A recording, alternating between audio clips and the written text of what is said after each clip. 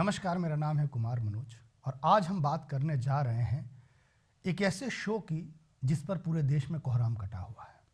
कोहराम क्या है गुरु? एकदम से बवाल कटा हुआ है। जिसकी वॉल पर देखो समय रैना, जिसकी वॉल पर देखो वो इलाहाबादी, और जिसकी वॉल पर देखो ये तमाम सारे लोग छाए हुए हैं। ये कोई आज से नहीं है। जिस पर आज जो इतना हंगामा बरप रहा है, ये बहुत पहले से ये सारी चीज़ें चल रही थी। लेटेंट शो जैसे प्रोग्राम इस देश में इतना ज़्यादा वायरल क्यों होते हैं, सबसे ज़्यादा विचार करना तो इसलिए ज़रूरी है। एक तरफ एक आदमी महीनों पढ़ता है, सालों पढ़ता है, सालों की मेहनत पढ़ाई करने के बाद, तमाम सारी किताबें चाटने के बावजूद भी अगर वो कोई अच्छा कंटेंट बनाता है तो उसको दर्शक नहीं मिलते। 1000, 2000, 10,000, 20,000 में निपट के रह जाता है। और एक तरफ ऐसे शो जिनमें माँ बहन के साथ साथ भद्दी भद्दी गालियाँ होती हैं, ऐसे गालियों वाले शो एकदम से करोड़ों व्यूज़ पा जाते हैं। अब आप कहेंगे कि आखिर ऐसा क्यों होता है, तो इसकी जड़ में जाना ज़रूरी है।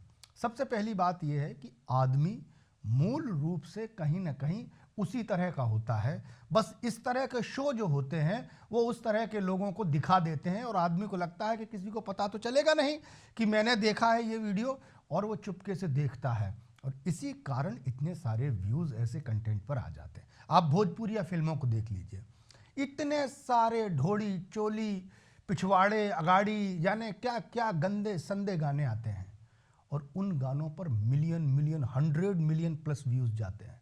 कौन लोग हैं जो इस तरह का कंटेंट देखते हैं? ये किसी दूसरी दुनिया से नहीं आते, ना कहीं कोई एलियन इनको देखते हैं। इसी समाज में रहने वाले वो चंद लोग, वो लड़के लड़कियां, युवा बुजुर्ग, सारे लोग उसी कंटेंट को देखकर मज़ा लेते हैं। और जब हम इस तरह के गाना बनाने वालों से पूछते हैं कि भैया आपने ऐसा गाना काहे बनाया, तो कहते हैं भैया देखो हम तो कलाकार हैं, हम जो जनता देखेगी वही बनाएंगे। और सच बात यह है कि जनता वही देखती है। तो जो सवाल आप इस तरह के शो बनाने वालों पर उठा रहे हैं, बहुत ज़्यादा ज़रूरी है कि खुद पर भी विचार करिए। आपका बच्चा अगर इस तरह का कंटेंट देख रहा है तो यकीन मानिए आने वाले समय में वो इसी तरह का कंटेंट बनाएगा भी। क्यों? क्योंकि वो देख रहा है कि जो अच्छा कंटेंट बनाते हैं, जो बढ़िया चीज़ें बनाते हैं, जो समाज सुधारने की बातें करते हैं, ऐसे लोगों को कोई देखने वाला नहीं होता। और जो लोग गाली गलौज करके फेमस होते हैं, और केवल फेमस नहीं होते हैं, अच्छा खासा लाखों करोड़ों में रुपया भी कमाते हैं। और जब इतना रुपया साहब गाली देकर आएगा तो कोई धर्म कर्म की बातें क्यों करेगा? सबसे सरल है, एक नुक्कड़ पर खड़े हो जाओ, माँ बहन की गालियाँ दो और वायरल हो जाओ। मैं आपको बात करूँगा कैरी मिनाती। मैं जब YouTube पर शुरू में जानता भी नहीं था, मैंने एक शो देखा जिसमें भद्दी भद्दी गालियाँ, गंदगी और तमाम सारी चीज़ें थीं, और वो YouTube का सबसे बड़ा शो था, कैरी मिनाती का शो। उसके बाद एक और शो आया, बीवी की वाइन्स, भुवन बाम जिसको बनाता, उसमें भी वो माँ बहन की गालियाँ देता था, और ये भारत के सबसे बड़े दोनों यूट्यूबर बन गए। तो आपको ये समझने की ज़रूरत है कि जिस कंटेंट पर कोई ख़ास मेहनत भी नहीं करनी पड़ती है, सिर्फ गाली गलौज करके लोग चल जाते हैं। अब रही बात समय रैना की, समय रैना के कुछ वीडियोस लोगों ने मुझे भेजे, मैंने उन वीडियोस को देखा भी। देखने के बाद शुरू में उसकी जो कॉमेडी थी, उसका जो स्टाइल था, अच्छा लगता था। लेकिन फिर उसका एक शो आया जिसमें एक बहुत ही अभद्र भाषा में वो बात कर रहा था, तो मुझे थोड़ा अटपटा सा लगा। पर सोचा क्या है यार, अपना अपना तरीका है, किसी तरह से लोग कुछ भी करते हैं। लेकिन अब तो हद ही हो गई। माँ बाप रिश्तों को तार तार करके रख दिया। और इस तरह के शो का दुर्भाग्य ये है कि इस तरह के शो सबसे ज़्यादा वायरल होते हैं। अब आप देखिए, कुंभ महाकुंभ लगा, महाकुंभ में 4 रत्न निकल कर आए। पहले निकले होंगे तमाम सारे 9 रत्न और तमाम रत्न, लेकिन इस महाकुंभ में 4 रत्न निकले। उसमें पहला रत्न IITN बाबा, जो सरेआम ये कहते हैं कि मैं अपने बाप का विनाश सुनिश्चित करके यहाँ आया हूँ। कहीं ना कहीं लाख लोग उनका समर्थन करें, लेकिन कुछ चीज़ें जो हैं वो ऐसी बोल रहे हैं जो हमारे समाज को स्वीकार नहीं होनी चाहिए।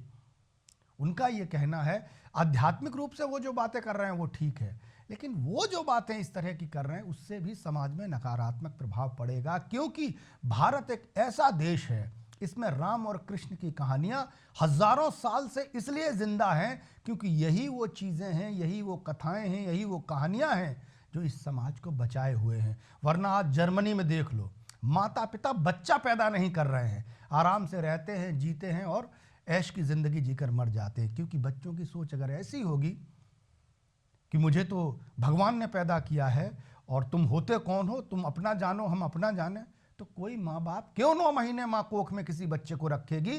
क्यों कोई बाप खून पसीने की मेहनत करके उसको पढ़ाएगा, लिखाएगा, तैयार करेगा? इसलिए ताकि बुढ़ापे में वो उसको मरने के लिए छोड़ दे। तो ये बातें भी नकारात्मक है। IITN बाबा, हालांकि एक लड़की निकली मोनालिसा, एक लड़की चूं चां करने वाली वो हर्षा रिछारिया, और एक छत पे सोया था बहनोई में तने समझ के सो गई, मुझको राणा जी माफ करना गलती मारे से, ममता कुलकर्णी जो महामंडलेश्वर बन गई। महाकुंभ जैसे दुनिया के सबसे बड़े आयोजन से इन यूट्यूबर्स ने क्या निकाला? ये 4 रत्न। ये वो लोग जिनमें ज़्यादातर लोग वो हैं जो समाज में इस तरह का ही कंटेंट बोकर आगे बढ़े हैं। तो ये हमारे अंदर की अपनी कमियां हमें समझनी चाहिए। हम किनको देखते हैं, क्या देखना चाहते हैं? हम अच्छे कंटेंट पर क्लिक भी नहीं करना चाहते। तो ये सारी बातें हैं जो आज गाली दे रहे हैं। हालांकि समय रहना उस शो में एक बार रोक भी रहा है कि भाई तू किस तरह की बात कर रहा है। वो जो भी कॉमेडी कर रहा है, मुझे नहीं पता, शुरू में तो अच्छा लगता था, मैं खुद भी उसके कुछ वीडियोस देखे हैं, लेकिन जिस तरह से ये लोग और डार्क कॉमेडी के नाम पर इस तरह से जो ये गंदगी परोसने लगे, ये बड़ी खतरनाक है और इस पर कहीं ना कहीं रोक लगनी चाहिए। आप गाली गलौज वाले शो अगर देते हैं तो कहीं ना कहीं उस पर जब इतने ज़्यादा व्यूज़ और पैसा आएगा, एक गालियां देने वाला आदमी अगर लिम्बोर्गिनी, मर्सिडीज और 100 करोड़ की बात करेगा तो एक अच्छा लड़का जो इस देश को बदल सकता है उसको भी लगेगा यार सस्ती राह पकड़ो, ऐसे ही 4 पैसे कमाओ। क्योंकि एट लास्ट हर किसी के जहन में सबसे बड़ी चीज़ तो पैसा है। गुरु पैसा आना चाहिए, कैसे भी आए, पैसे के लिए कुछ भी करेगा। तो जब पैसा कमाने के लिए लोग नौकरी क्यों करता है? आदमी पैसा कमाने के लिए रात दिन मेहनत क्यों करता है? पैसा कमाने के लिए। और अगर यही पैसा चंद गालियां देकर आ जाए तो काहे के लिए कोई मेहनत करे? सुबह उठे फ्लो में 10, 20, 50 गालियां दे और वायरल हो जाए। तो यार ये समझने की ज़रूरत है, या तो इस तरह के जो शो आते हैं उन पर थोड़ी सी रुकावट डालनी चाहिए। बाकी इतना ज़रूर है कि अगर हंसी मजाक कॉमेडी मनोरंजन, आदमी इतना मानसिक रूप से परेशान है, उसको थोड़ी सी डोज की ज़रूरत होती है। और वो डोज अगर उसको इस फॉर्मेट में मिलता है कि उसके मन की तमाम सारी बातें जो वो नहीं कह पाता कोई दूसरा कह डालता है, तो वो शो को देखता है। लेकिन इस तरह के शो जिनकी भाषा सुनने के बाद आप असहज हो जाते हैं, जिसकी भाषा इतनी अश्लील होती है कि जब वो बोलते हैं तो एकदम आप शॉक्ड हो जाते हैं, आप डरते हैं कि कहीं आपका बच्चा वो वीडियो ना देख रहा हो। तो ये ज़रूरी है कि इस तरह के शो पर रोक लगनी चाहिए और इस तरह के शो को प्रमोट नहीं करना चाहिए। आशीष सोलंकी ने इससे पहले एक शो बनाया था द प्रेटी गुड रोस्ट, उसमें भी तमाम सारी इसी तरह की बातें हुई थी। हालांकि ये ज़्यादा ही वल्गर, एक तरह से वल्गर ही इसको बोलेंगे, ज़्यादा अश्लील, गंदा और भद्दा हो गया है। और दिनों दिन हर शो एक के बाद एक ये भद्दा होता चला जा रहा है। तो ये इसकी इम्तिहान हो गई थी और बहुत अच्छा किया। ये जनता जो सर आंखों पर बिठाती है, एक दिन उतार के नीचे फेंक भी देती है। आज समय रैना के शो में ब्रेक लग चुका है और इंडिया गॉट लेटेंट जैसे शो जिनमें कहीं टैलेंट का कुछ भी लेना देना नहीं होता है, कुछ लोग आते हैं उल्टी सीधी हरकतें करते हैं और वो सारा शो चलता है केवल उस वाहियात भाषा पर जिसमें माँ बहन की गंदी गालियाँ होती हैं और भी न जाने क्या क्या होता है। ख़ास बात ये होती है कि ये सेलिब्रिटी को उसमें बड़े बड़े लोगों को बुलाकर मोटा पैसा देते हैं और पैसे की दम पर लोगों को लगता है कि ये बड़े बड़े लोग इसके शो में आ रहे हैं, इसका शो तो बहुत बड़ा है, इनका पीआर बड़ा शानदार होता है। अच्छे ढंग से शो की पीआर करने के बाद ये लोग वायरल होते हैं और धीरे धीरे आम जनता पर छा जाते हैं। तो इस तरह के शो पर कहीं ना कहीं रोक लगनी चाहिए, लेकिन उधर झांकने से पहले थोड़ा सा अपने अंदर भी झांक लेना ज़रूरी होता है। देखिए, फिल्म में अगर कोई सीन है तो हो सकता है वो डिमांड हो, क्योंकि आजकल लोग रियल सिनेमा, रियल चीज़ें ज़्यादा देखना चाहते हैं। अब वो ज़माने चले गए जब हीरो हीरोइन पेड़ के आगे पीछे चक्कर काटते थे।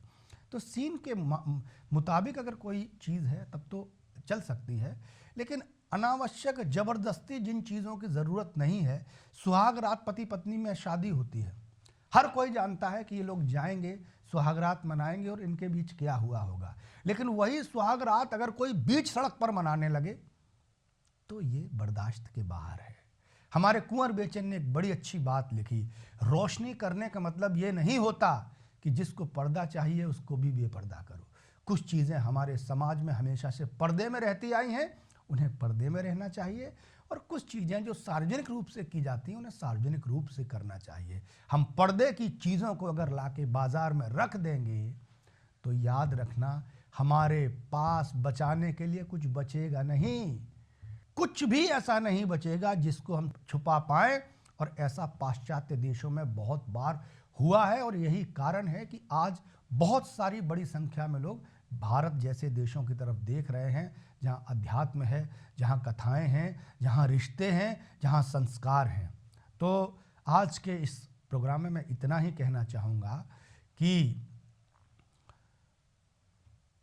मैदान की हार जीत तो किस्मत की बात है, टूटी है किसके हाथ में तलवार देखना, और अच्छी नहीं है शहर के रस्तों से दोस्ती, आंगन में फैल जाए ना बाजार देखना। बहुत बहुत धन्यवाद, आज के लिए बस इतना ही।